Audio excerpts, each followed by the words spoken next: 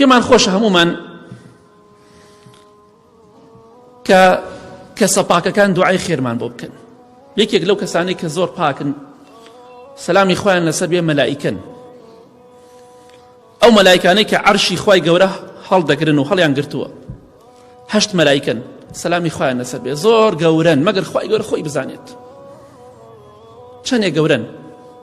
حتى پێغەمبەری خوا فەرمیێ صلی الله علیه وسلم خوای گەورە ئیزنی داوم باسی یەکێک لەو مەلائیکانە بکەم کە عەرشی خوای گەورەیان هەڵگرتووە، بەس تەنهایی لە نەرمایی گوێچکەیەوە.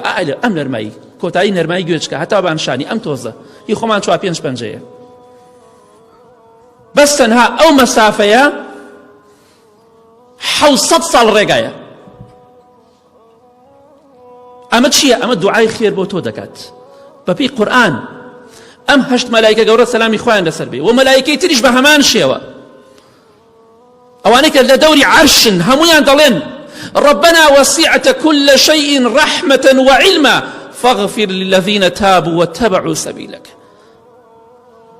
دەڵێن خوایە تۆ ڕەحمی تۆ هەموو شوێنێکی گرتۆتەوە، هەموو جێگایەکی گرتۆتەوە لەو کەسانە خۆش بە خوایە کە تۆبەیان کردو گەڕانەوە بۆ لای تۆ لەسەر ڕێگای تۆن، لەسەر ڕێگای حەق دەڕۆن. پێت خۆشە مەلائیکە دوعای خێرت بۆ بکە؟ ئەو مەلائیکە گەورانە کە لە خوای گەورە زۆر نزیکن، زۆر گەورە و بەدەسەڵاتن، دوعای خێرت بۆ ئەکەن یەک گوناه و تاوانیشیان نییە، دەڵێن خوایە لەو کەسە خۆش بە کە تۆبەی کردووە، خوایە لێ خۆش بە. پێت خۆشە خوا لێت خۆش بێت؟ پێت خۆشە ئەو مەخلوقە پاکە سەلامی خۆیان لەسەر بێت دوعای خێرت بۆ بکەن بڵێن خوایە لە فڵان کەس خۆش بە؟ هەمومان پێمان خۆشە.